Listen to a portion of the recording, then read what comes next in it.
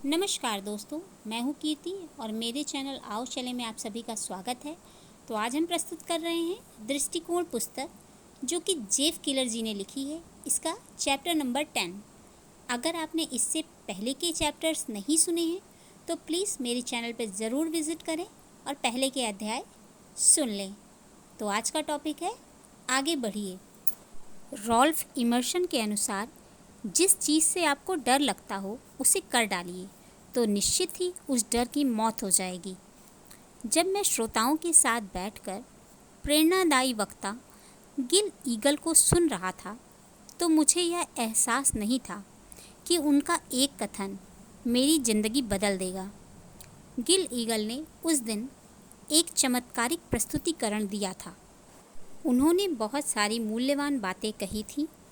उसमें से एक लाइन थी, अगर आप सफल बनना चाहते हैं तो आपको कठिन परिश्रम के लिए तैयार होना पड़ेगा। मैं उन शब्दों को कभी भुला नहीं पाऊंगा। गिल ने एकदम सही कहा था।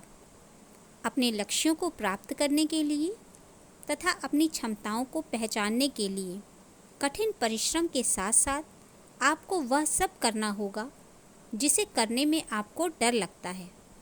इसी तरह से आप अपनी क्षमताओं को विकसित कर पाएंगे। सुनने में कितना सरल लगता है, लेकिन ज़्यादातर लोग क्या करते हैं, जब वो अपने नए काम में असफलता का सामना करते हैं तो वो डर के पीछे हट जाते हैं। वो कदम आगे नहीं उठाते हैं। मुझे पता है, क्योंकि यही तो मैंने भी अपनी ज़िंदगी के पहले 30 सालों में किया था। और मैं बिना संकोच के कह सकता हूँ कि यह एक खराब रणनीति है। मुझे एक सफल इंसान दिखा दीजिए तो मैं आपको एक ऐसा इंसान दिखा दूंगा जो अपने डर का मुकाबला करना जानता है और मुसीबतों में भी आगे बढ़ता है। हमारे भय की परीक्षा। आपको कभी भय या चिंता हुई है किसी नए या चुनौतीपूर्ण काम को करने के पहले? क्या उस डर ने आपको कभी कदम बढ़ाने से रोका है? मुझे पूरा विश्वास है कि उस समय उस डर की वजह से आपको लकवा मार गया होगा। मुझे पता है, क्योंकि मेरे साथ ऐसा हो चुका है। हर इंसान के साथ ऐसा होता है। यह अलग बात है, हर इंसान के डर की अलग अलग सीमाएं होती हैं। हो सकता है कि किसी को मौत से जितना डर लगता हो उतना दूसरे किसी आदमी को न लगता हो। उदाहरण के लिए, किसी को सार्वजनिक स्थल पर बोलना या एक नया बिजनेस शुरू करना डरावना लगता हो।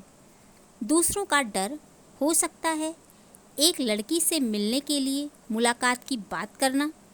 इससे कोई फ़र्क नहीं पड़ता कि कितनी छोटी बात या बेवकूफ़ी वाले डर का विश्वास आपके अंदर है।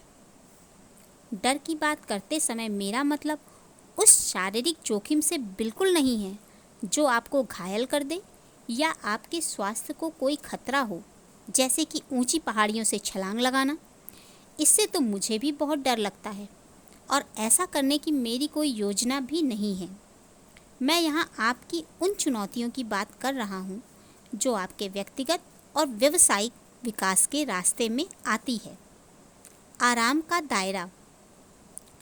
आपको जब भी कोई डर या चिंता होती है तो यह आपको अक्सर अपने आराम के दायरे के बाहर कदम रखने की वजह से होता है।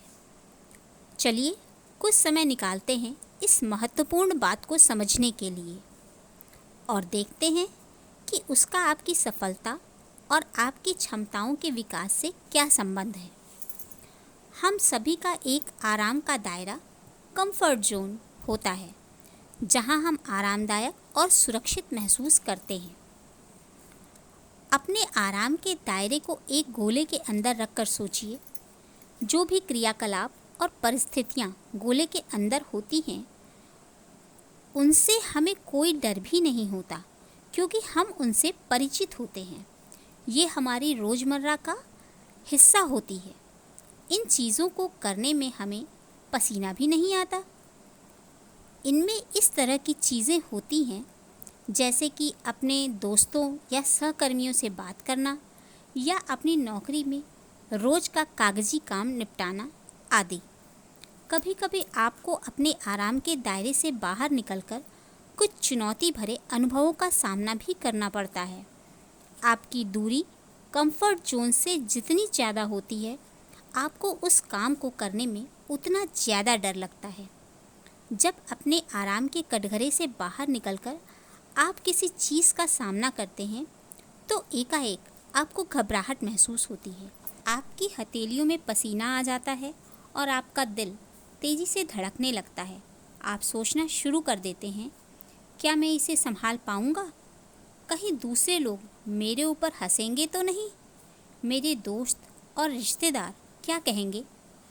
ज़रा सोचिए, किस चीज़ का डर आपको सफलता की अगली सीढ़ी पर पहुंचने से पीछे खींचता है? क्या यह नए ग्राहकों से बात करने का डर है? क्या यह अपने पेशे को बदलने का डर है? क्या यह किसी नई चीज़ को सीखने का डर है? क्या यह फिर से वापस स्कूल जाने का डर है?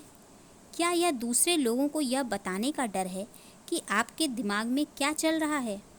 क्या यह एक सार्वजनिक स्थल पर बात करने का डर है? वह आपके लिए जो कुछ भी है, बस उसे ईमानदारी से स्वीकार कर लीजिए। मेरा मानना है कि लाखों नहीं तो हज़ारों ऐसे लोग ज़रूर होंगे जिनके पास आप ही के जैसा डर होगा। आइए और करीब से देखते हैं कि वास्तव में ज़्यादातर लोगों के पास किस तरह के डर होते हैं। सबसे ज़्यादा लगने वाला डर। अपने प्रस्तुतिकरण के दौरान मैं श्रोताओं को एक सूची कार्ड बांट देता हूँ और उनसे बिना नाम लिखे अपने व्यक्तिगत और व्यावसायिक विकास के रास्ते पर आने वाले डरों की एक सूची बनाने के लिए कहता हूँ और फिर कार्ड को वापस लेकर ज़ोर ज़ोर से उन्हें पढ़कर सुनाता हूँ। आपको क्या लगता है कि लोग अपने कार्ड पर क्या लिखते होंगे? इससे कोई फ़र्क नहीं पड़ता कि उनका पेशा क्या है या वो किस जगह से आए हैं, क्योंकि एक ही तरह के जवाब बार बार सामने आते हैं। अब मैं आपको बताता हूँ कि उन लोगों के आम डर किस तरह के होते हैं। पहला, सार्वजनिक रूप से बोलना या प्रस्तुतिकरण देना। करीब करीब सभी वर्गों में यही नंबर 1 का डर होता है। ज़्यादातर लोगों को एक भीड़ में लोगों के सामने बहुत डर लगता है। दूसरा, ना सुनना या अपने विचारों की अस्वीकृति मिलना। इस तरह का जवाब बिक्री करने वाले लोगों को ज़्यादा मिलता है, खासकर उन लोगों को जो उत्साह के साथ फ़ोन कॉल नहीं करते हैं। तीसरा, नौकरी बदलना या खुद का बिजनेस शुरू करना। कई सालों में मैंने यही पाया है कि ज़्यादा से ज़्यादा लोग इसी डर की सूची बनाते हैं। आज कॉरपोरेट जगत में काम करने वाले अधिकतर लोग नाखुश हैं, इसलिए वो और बेहतर काम की तलाश करते हैं, लेकिन वो इसके बारे में कुछ भी नया करने से डरते रहते हैं। चौथा, मैनेजर या अधिकारियों तक नकारात्मक खबरें पहुंचाना, जो कि मैनेजर या अधिकारी बिल्कुल भी सुनना पसंद नहीं करते। इसको तो ज़्यादा समझाने की ज़रूरत ही नहीं है। पांचवा, मैनेजमेंट में ऊपर के लोगों से बात करना। बहुत सारे कर्मचारी और यहाँ तक कि मैनेजर भी कंपनी के अधिकारियों से बात करने में भयभीत रहते हैं। यहाँ तक कि वो संगठन के प्रेसिडेंट या सीईओ से छोटी छोटी बात करने से घबराते रहते हैं, इस डर से कि कहीं कोई बात उनको खराब या बेवकूफ़ी भरी न लगे। छठवां, असफलता का डर। ये वे लोग हैं जो कुछ भी नया करने का प्रयास ही नहीं करते, इस डर से कि यह उनसे हो ही नहीं पाएगा। इस मुद्दे पर हम लोग अगले अध्याय में ज़्यादा गहराई से बात करेंगे। अच्छा, तो आपको डर की इस सूची से आश्चर्य तो नहीं हुआ? इस सूची में से आपके पास कोई डर है? सच्चाई यही है कि ज़्यादातर लोग अपनी ज़िंदगी में किसी न किसी मोड़ पर इन्हीं डरों का अनुभव करते हैं। और अगर आपके पास इस सूची में से एक भी डर नहीं है, तो बिल्कुल भी चिंता मत करिए। आप अपने किसी भी डर से ज़्यादा ताकतवर हैं। डर से पीछे हटने का फ़ायदा। जब भी किसी चिंताजनक घटना से आपका सामना होता है, तो ज़्यादातर लोग उस डर या चिंता से बचने के लिए पीछे हट जाते हैं। इसी तरह से मैं भी किया करता था। पीछे हटने से उस डर या चिंता से मुक्ति तो मिल जाती है, लेकिन वह तो उस काम को करके भी मिल सकती थी। उदाहरण के लिए, अगर आपसे कोई आपकी कंपनी में एक प्रस्तुतिकरण करने के लिए कहता है और आप उसे इनकार कर देते हैं, तो आप अपने आप को रात भर जागने और उसके बारे में चिंता करने से बचा लेते हैं, और उस घबराहट से भी जो आपको दिन भर उस प्रस्तुतिकरण के बारे में सोच सोचकर होती।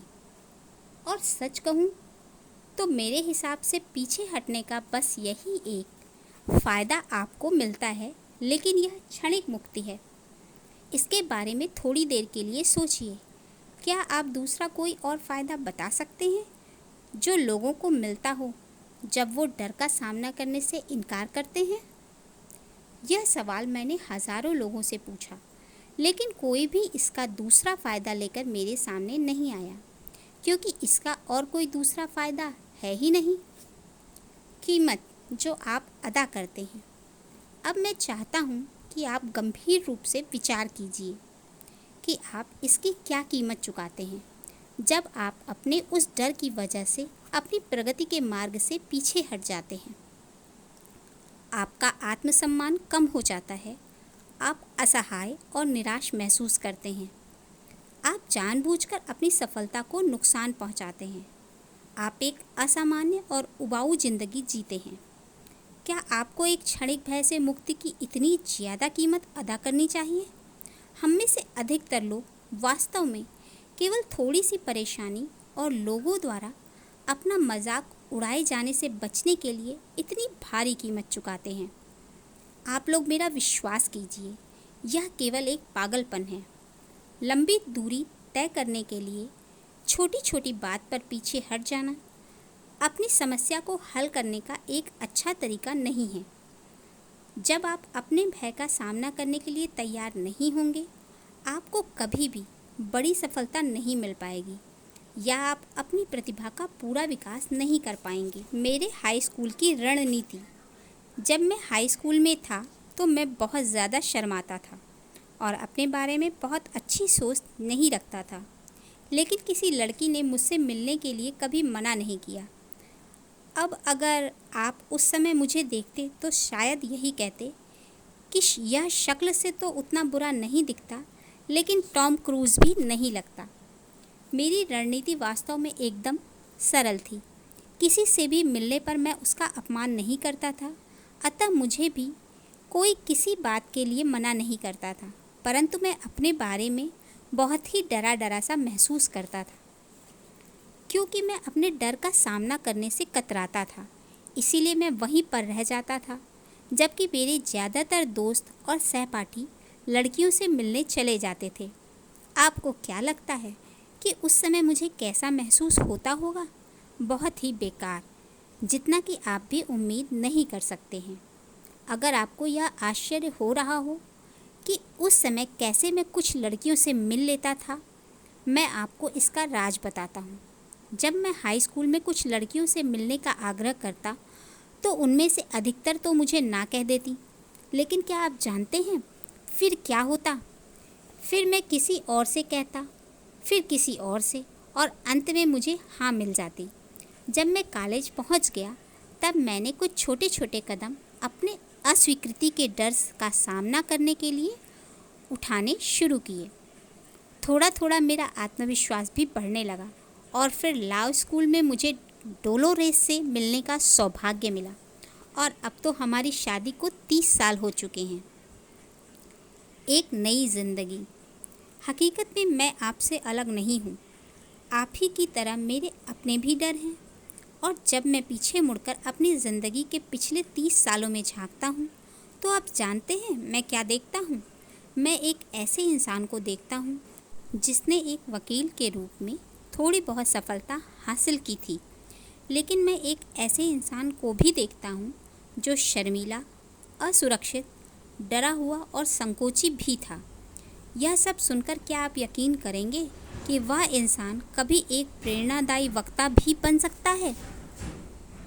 आज मेरी ज़िंदगी कितनी बदल गई और इसमें लाखों गुना सुधार हो गया, और मैंने अपने डरों का सामना करना सीख लिया है। जाहिर सी बात है, अगर पहले मैंने सकारात्मक सोच ना विकसित की होती तो मैं अपने डरों का मुकाबला कभी न कर पाता। मैं कह सकता हूँ कि इसी सोच ने मुझे अतिरिक्त ऊर्जा दी जिसकी मुझे अगला कदम बढ़ाने के लिए ज़रूरत थी।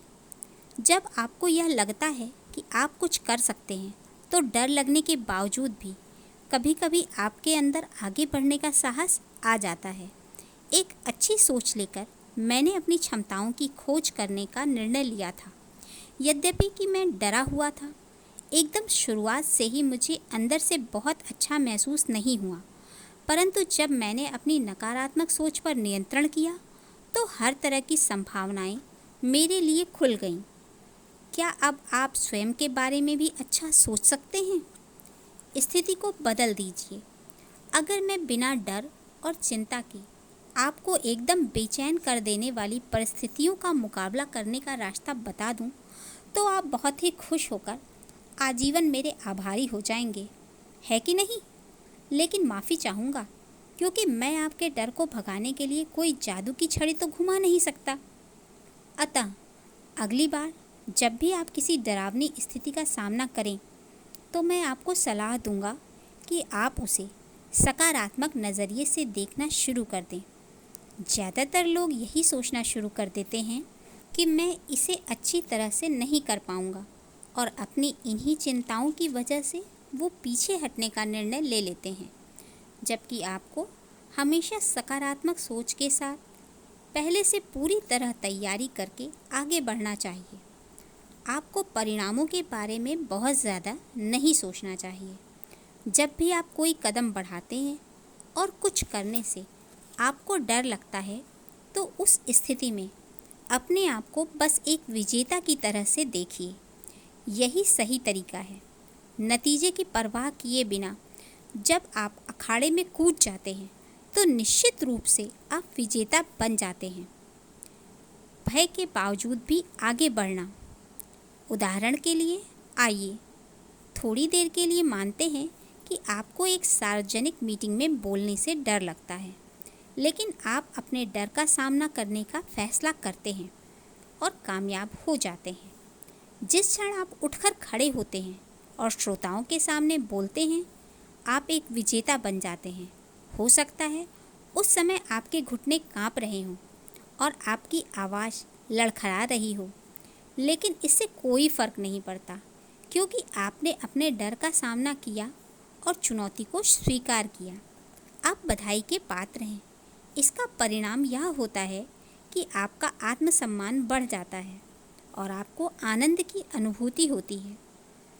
आपके पहली बार बोलते ही एक विश्व के सबसे अच्छे वक्ता की तरह से आपका अभिनंदन नहीं किया जाएगा, लेकिन उससे क्या फ़र्क पड़ता है? हमें स्थिति का सामना करना सीखना चाहिए।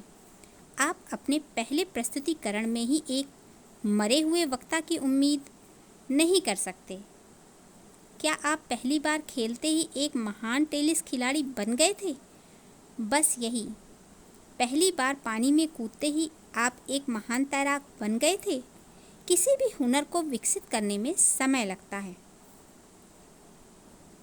मुझे अपना पहला प्रेरणादायी भाषण याद है। 1988 में मैंने बस खुली तरह से रियल एस्टेट सेल्स पीपल के एक ग्रुप को अपना पहला भाषण दिया था और मैं आपको बताना चाहता हूँ कि उस समय मैं एकदम डरा हुआ था। मैं अपने नोट्स से अपनी आंखें नहीं हटा पा रहा था। सौभाग्य से मेरे प्रस्तुतिकरण का विषय बहुत ही दमदार था और श्रोताओं को काफ़ी अच्छा भी लगा, लेकिन इसके पहले कि मैं अपने आप को एक अच्छा वक्ता कह सकूं, मुझे इसके लिए एक लंबी यात्रा तय करनी पड़ी। मेरा दूसरा प्रस्तुतिकरण थोड़ा बेहतर था। फिर जब मेरे 5 या इसी के आसपास प्रस्तुतिकरण हो गए तो मुझे अपने नोट्स बहुत कम देखने पड़ते थे और श्रोताओं से मेरा एक मजबूत तालमेल स्थापित हो गया। और अब 20 साल के बाद मैं एक पेशेवर वक्ता हूँ और हर साल यूनाइटेड स्टेट की ओर से बाहर के देशों में भी हज़ारों लोगों के सामने बोलता हूँ। लेकिन हमें यह नहीं भूलना चाहिए कि इस सब की शुरुआत एक डरे हुए इंसान के साथ हुई थी, जिसने 1988 में एक बहुत ही अप्रभावकारी प्रस्तुतिकरण दिया था। वह अपने सपनों के पीछे लगी रही। मैं आपको एक ऐसी महिला की कहानी सुनाना चाहूँगा जिसे बहुत अच्छी तरह से पता था कि कैसे अपने आराम के दायरे को तोड़कर बाहर निकला जाता है। उसका नाम दोती बर्मेन है और उसने 32 साल तक न्यूयॉर्क में एक हाई स्कूल में इंग्लिश टीचर के रूप में पढ़ाया था। जब वह 10 साल की थी तभी से वह शो बिजनेस में जाना चाहती थी। उसने इसको एक पेशा बनाने के बारे में कभी इस पर गंभीर रूप से विचार नहीं किया और इसके बजाय उसने एक नियमित वेतन के साथ स्कूल में पढ़ाने की सुरक्षा को चुना। पढ़ाने के साथ साथ दोस्ती के गाने लिखना और उनको गाना शुरू किया। यह बस केवल एक शौक़ था जिसने उसके सपने को जिंदा रखा। फिर 1980 के अंत में दोती ने एक निर्णय लिया कि अब वह टीचिंग से रिटायर होकर प्रदर्शन का काम शुरू करेगी। 1988 की गर्मी में उसने अपना त्यागपत्र दे दिया। फिर उसे डर लगने लगा। वह अपने अज्ञात जोखिम से इतना ज़्यादा डर गई कि फिर उसने अपना त्यागपत्र वापस ले लिया और फिर वापस उसी स्कूल में पढ़ाने लगी। लेकिन दोती के अंदर कोई ऐसी चीज़ थी जिसने उसके सपने को मरने नहीं दिया। 6 महीने के बाद 1989 की जनवरी में उसने अपने डर का मुकाबला किया और फिर दोबारा त्यागपत्र दिया। उस समय दोती की उम्र करीब 50 साल के आसपास थी। 1992 में दोती ने अपना वन वुमन म्यूजिकल शो विकसित किया और उसका प्रदर्शन किया। वह शो उसके सुरक्षित टीचिंग की नौकरी छोड़कर शो बिजनेस में जाने के डर पर आधारित था और 1998 की बसंत ऋतु में अब दोती ने 60 साल की उम्र में अपना एक चमत्कारिक CD I am in love with my computer निकाला, जो एक मजाकिया प्रेरणादायी गीतों का संग्रह था। उसने इन गीतों का न्यूयॉर्क सिटी के एक म्यूजिकल थिएटर में प्रदर्शन भी किया और अपने असली गानों और कहानियों के प्रोग्राम को थिएटर और रेस्तरां में प्रस्तुत करती रही और पूरे देश भर के बड़े बड़े संगठनों में भी। दोती वह पहली इंसान होगी जिसने यह स्वीकार किया कि उसका नए पेशे का सफ़र चुनौतियों और दुखों से भरा हुआ था। लेकिन क्या यह उचित था? दोती के अनुसार मैंने ज़िंदगी में इतनी खुशियाँ कभी न पाई होती। दोती अपने डरों का मुकाबला करने के लिए और हम सभी को अपने सपनों का पीछा करने की प्रेरणा देने के लिए धन्यवाद। इसे बस कर डालिए। रॉल्फ वॉल्डो इमर्सन ने कुछ साधारण सुझाव दिए थे जिनका अगर अनुसरण किया जाए तो आपकी ज़िंदगी बदल सकती है। उन्होंने कहा था, जिस चीज़ से आपको डर लगता हो उसे कर डालिए। मैं जानता हूँ कि यह बहुत ही अच्छी सलाह है, लेकिन कुछ लोगों को नया कदम उठाने में बहुत ही डर लगता है। मेरे पहले वाले शब्दों को याद रखिए कि आपको बहुत ज़्यादा कीमत चुकानी पड़ती है अगर आप अपने डरों से दूर भागना जारी रखते हैं। यह आपको केवल निराशा और दुखी दिलाएगा। यह मैं अपने व्यक्तिगत अनुभव से कह सकता हूँ। अगर आपके कुछ डर हैं तो इसमें कोई गलत बात नहीं है। सफल लोगों के पास भी डर होते हैं। अंतर यह है कि सफल लोग डर लगने के बाद भी कदम उठाते हैं और आगे बढ़ते हैं। यह हमेशा आसान नहीं होता, मैं इस बात को स्वीकार करता हूँ, लेकिन अगर आप अपने डरों का सामना करते हैं तो आपको अंदर से बहुत अच्छा महसूस होता है। पिछले 20 सालों में या उससे भी ज़्यादा मुझे पूरे यूनाइटेड स्टेट में और बाहर भी यात्रा करने का सौभाग्य प्राप्त हुआ है और हज़ारों लोगों से बात करने का भी। इन सब के दौरान मैं एक भी ऐसे आदमी से नहीं मिला हूँ जिसने अपने डरों का सामना किया हो, कदम आगे बढ़ाया हो और बाद में उसे पछताना पड़ा हो। लेकिन मैं ऐसे बहुत सारे लोगों से मिल चुका हूँ जो यह बताते हैं कि उन्हें कितना पछताना पड़ा जब वे अपने डर की वजह से पीछे हट गए और उन्होंने अपने सपनों को मर जाने दिया। जैसा कि बर्क हेजेस अक्सर कहते हैं, आप एक ऐसा इंसान मत बनिए जो अपने पछतावे को अपने सपनों की जगह लेने देता है। तो अपना विस्तार कीजिए, अपने डरों का मुकाबला कीजिए और अपने आराम के दायरे का आकार बढ़ाइए। साहस की मांसपेशियाँ व्यायाम करके विकसित करें। जब आप कई बार अपने आराम के दायरे से बाहर निकलकर काम करते हैं तो आपको पता होता है क्या होता है। वही क्रिया आपके आराम के दायरे का एक हिस्सा बन जाती है। जब आप अपने जीवन के किसी क्षेत्र में डर को ढकेल कर आगे निकलते हैं और कदम बढ़ाते हैं तो आपके अंदर जीवन के दूसरे क्षेत्रों को लेकर भी विश्वास पैदा होता है।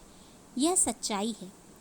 जैसे कि जब मैं एक अच्छा वक्ता बन गया तो मैं एक बेहतर सेल्समैन भी बन गया, एक बेहतर बिजनेसमैन भी, एक बेहतर श्रोता भी, और यह सूची आगे बढ़ती ही गई। ज़िंदगी उन लोगों को कभी पुरस्कार नहीं देती जो स्वयं को मुश्किलों और चुनौतियों का सामना करने से रोक देते हैं। यह बहुत महत्वपूर्ण है कि आप अपने आप को एक विजेता की स्थिति में रखें और डर के बावजूद भी आगे बढ़कर कार्य करते रहें। तो ये था चैप्टर नंबर 10। आपको कैसा लगा कृपया कमेंट बॉक्स में ज़रूर लिखें, और आपने क्या महसूस किया सुनकर उसे भी लिखें। तो please like, share and subscribe करना ना भूलें, और अगर नए हैं मेरे चैनल पे तो सब्सक्राइब के साथ साथ बेल आइकन भी ज़रूर दबाइएगा। तो अब हम मिलेंगे चैप्टर नंबर 11 में, जिसका टॉपिक है असफलता का स्वाद चखिए। तो थोड़ा इंतज़ार कीजिए।